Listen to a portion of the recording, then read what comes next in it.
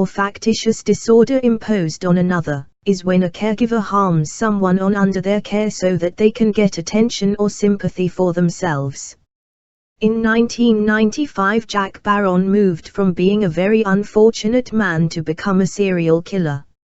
It all started in 1992 when his wife, Irene, died mysteriously, leaving Jack grief-stricken. 8 months later, his 4-year-old son, Jeremy, stopped breathing in his sleep. Jack claimed it was some genetic link that was killing his family.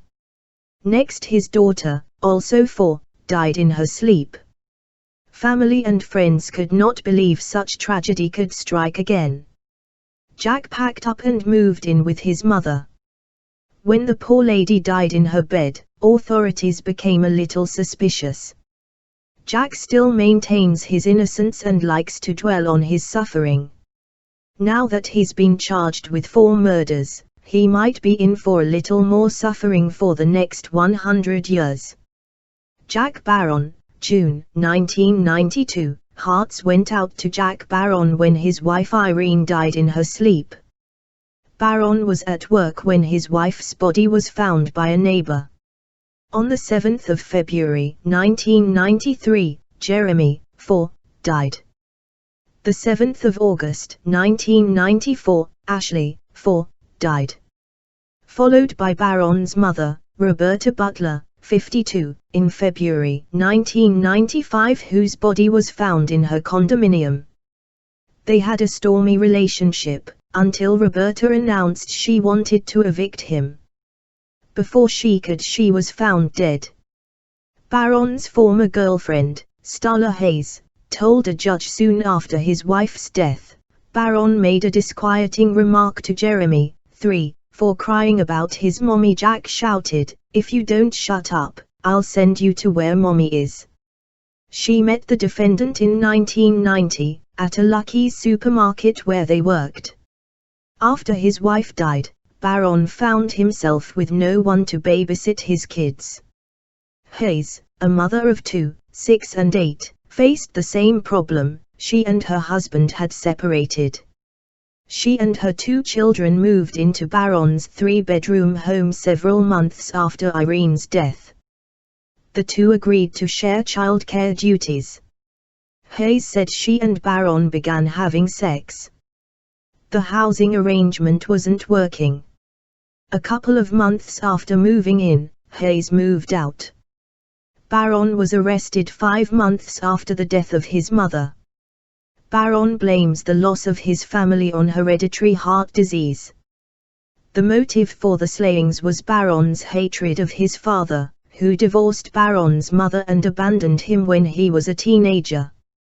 He also wanted out of his marriage and to collect $170,000 in insurance. In Irene's personal effects, was an undated letter she had written to Barron. "I'm really sorry you're unhappy right now. We have so much to be happy and thankful for. It really upsets me when I hear you talk about divorce." April 2000, a defiant Jack Barron was sentenced to 3 consecutive life terms in prison with no parole.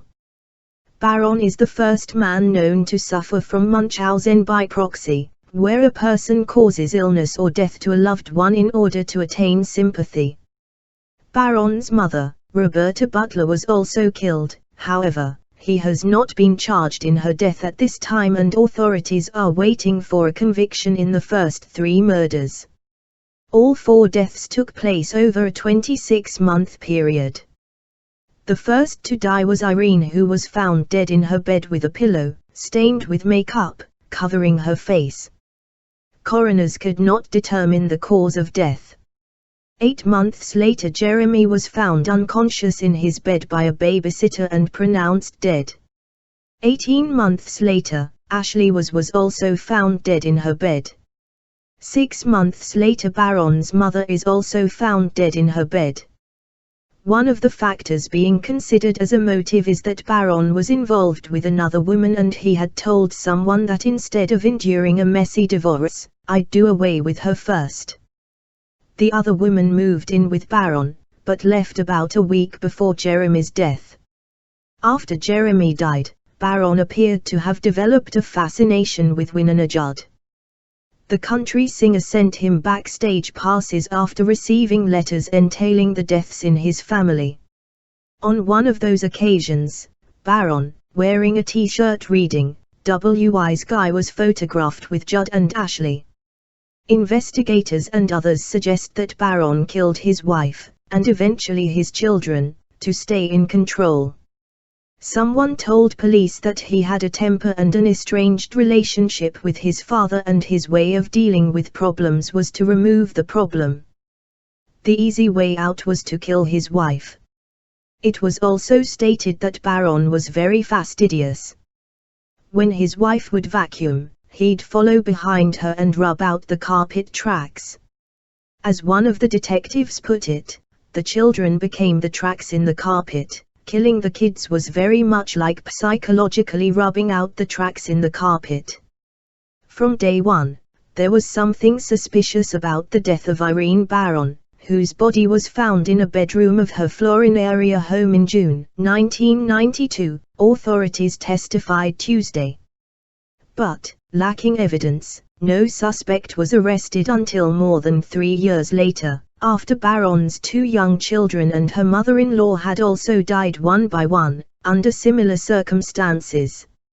On Tuesday, 4.5 years after he was jailed, Jack Barron, Irene's husband and father of both children, was on trial for their deaths. Barron sounded upset when he telephoned his in-laws on the 8th of June, 1992, from a neighbor's home in South Sacramento. He said, "You gotta get over here quick." Remembered Norma Paget, 78, who took the call in her Citrus Heights home about 9 a.m. "Why?" Paget asked, startled. "Why?" "Irene's dead," Barron said curtly, hanging up. Paget and her husband, Jack, sped to 7724 South Breeze Drive, where their daughter, Irene Barron, 34, had just been found dead on a waterbed in the home's master bedroom. In the months that followed, Jack and Irene Barron's 2 children, Jeremy and Ashley, both 4, also died mysteriously in their beds at the same address. Then, in February 1995, Jack Barron's mother, Roberta Butler, 52, was discovered lifeless in her waterbed in Benicia, Solano County. Her death prompted an investigation that led to Jack Barron's arrest. For Norma and Jack Paget, now of Grass Valley, the trial they attend on a regular basis was long overdue. Both expressed relief that it has begun. "We're getting older. We couldn't have waited indefinitely," said Jack Paget, 76. Barron, 38, also is pleased that he is finally on trial, defense attorney Eluid M. Romero said. "He's had to wait all this time to go to trial," Romero said. "He's happy that it's underway, so he can present his side of the story." Irene Paget, described as a very sweet woman by friends and relatives, was the youngest of 4 children born to Norma and Jack Paget.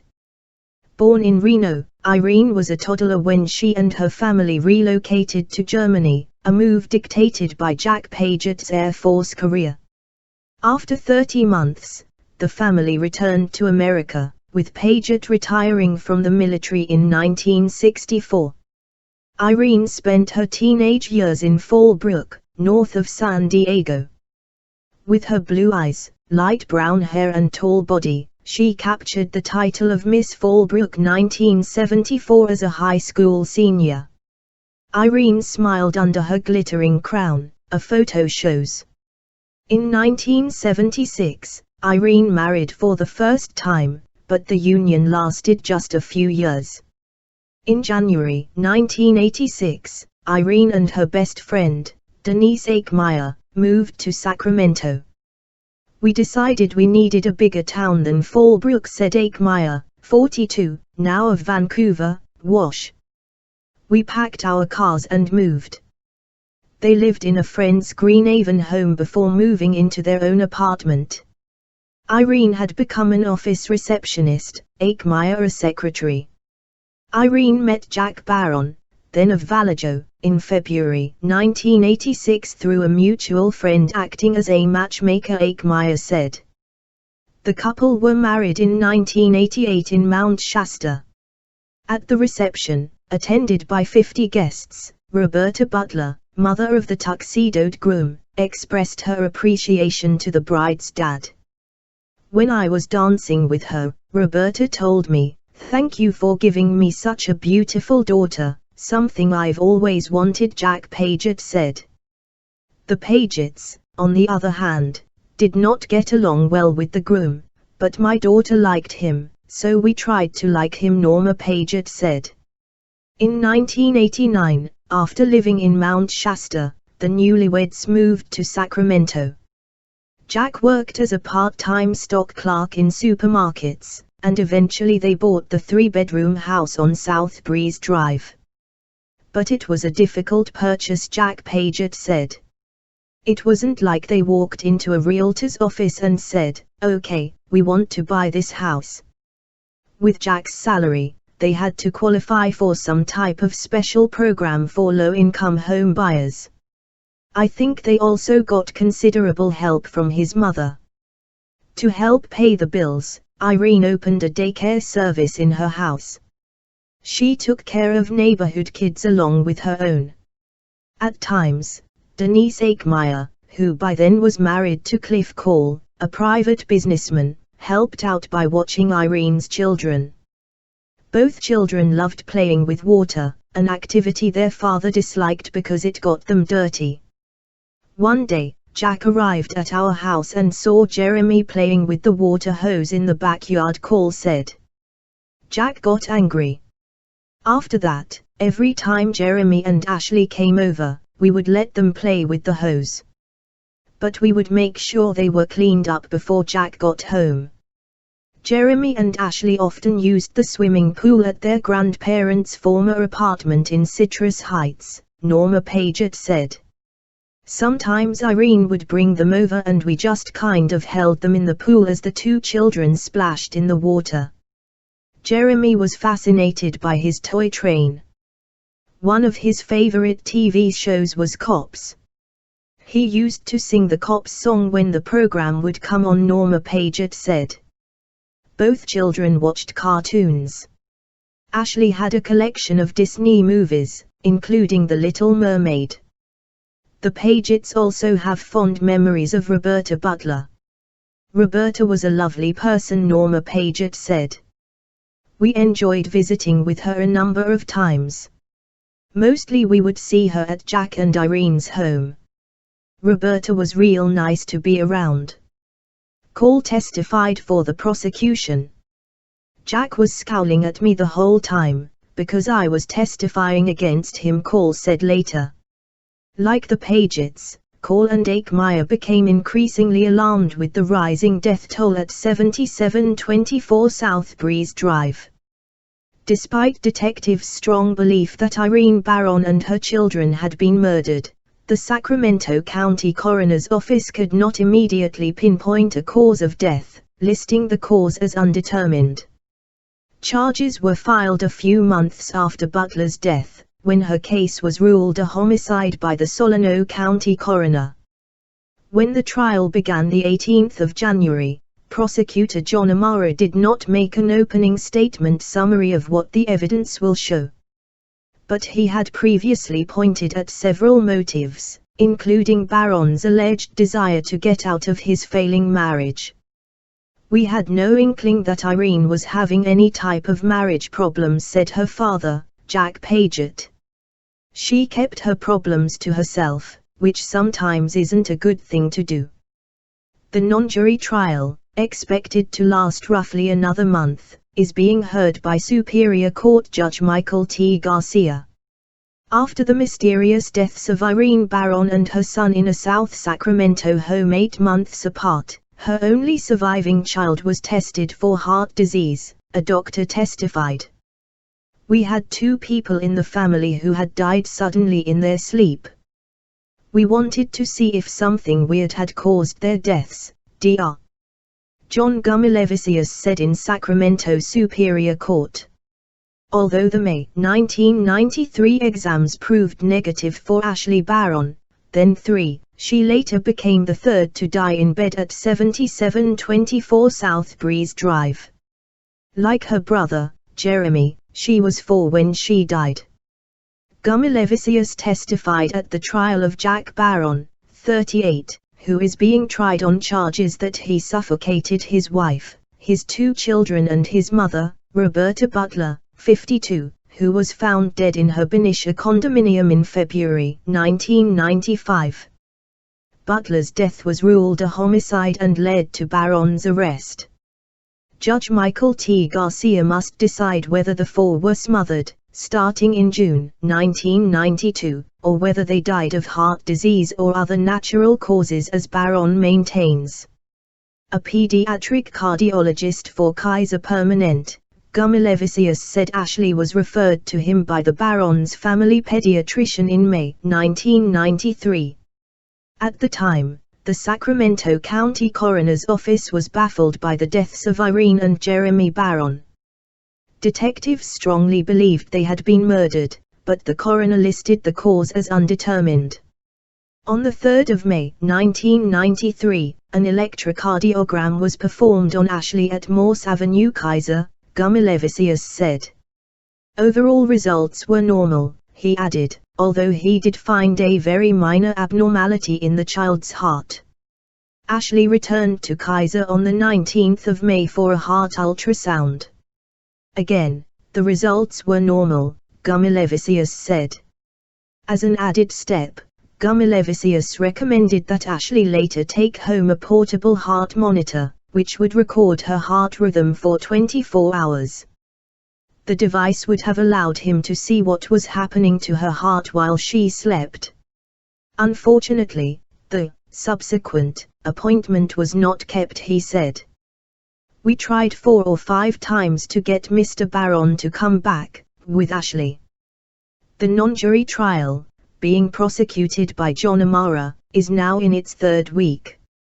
Jack Barron was more interested in filing his income taxes than he was in mourning the deaths of 4 loved ones, his ex-brother-in-law testified at Barron's murder trial in Sacramento. In May 1995, after his immediate family had been mysteriously wiped out, one by one, Jack Barron made a couple of phone calls to my office concerning his need for tax preparation help, said John Paget, a CPA from San Diego County. The calls were taken by a secretary, said Paget, brother of Barron's wife, Irene, one of 3 people to die in the Barron's South Sacramento home. Upset by Barron's business-as-usual attitude, Paget said, he phoned Barron back. Reluctantly, I did talk to Jack, Paget said. I said, I want to know why you killed the closest people in your life. Barron, 38, denied killing anyone, Paget said. I told him, I'll see you in court, you bastard, said Paget, who said he never again assisted Barron with his taxes. Barron was arrested in July 1995, 5 months after his mother, Roberta Butler, 52, was found dead in the bedroom of her Benicia condominium. Her death had been ruled a homicide by the Solano County coroner. Originally Barron, a supermarket stocker, was charged with suffocating his wife in 1992, his son, Jeremy, in 1993 and his daughter, Ashley, in 1994. Both children were 4. He subsequently was charged with killing Butler. Although detectives believed that Irene Barron and her children had been murdered, the Sacramento County coroner listed the cause of death as undetermined.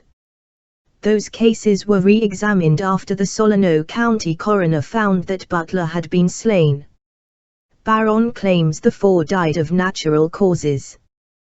Prosecutor John Amara has previously said that Barron wanted to get out of his marriage, a union that has been described by friends as troubled. On the 10th day of the trial, Amara summoned Jim Nord, the court-appointed administrator of Butler's estate, who said it is now valued at more than $126,800. If Barron hadn't been arrested, he would have been the sole beneficiary of the estate, including 2 life insurance policies, Nord testified. The day's most dramatic testimony came, however, from Paget, 53, who described how Barron's personality changed after the deaths. At Irene's funeral, Barron seemed genuinely grief-stricken, Paget said. Relatives rallied around the young husband, trying to console him, he said. Paget also began sending him $100 a month to help support the kids, he said. At Jeremy's funeral, however, Barron made a startling comment, Paget said. He made a comment to the effect that Jeremy died of a broken heart and he was better off in heaven with his mother, Paget said, adding that Barron also seemed emotionless at Ashley's services. A Sacramento judge convicted Jack Barron of the first-degree murders of 3 relatives, who were found dead in their beds during a 32-month period. The supermarket stocker was acquitted of murdering his daughter, Ashley, whose 1994 death remains mired in controversy. Because the suffocations involved a special circumstance of multiple murder, Barron, 38, automatically faces life imprisonment without parole. Relatives of the victims sobbed as Superior Court Judge Michael T. Garcia read the verdict after 2 days' deliberation. Thank you for watching Fathers on the Case. Please like and subscribe.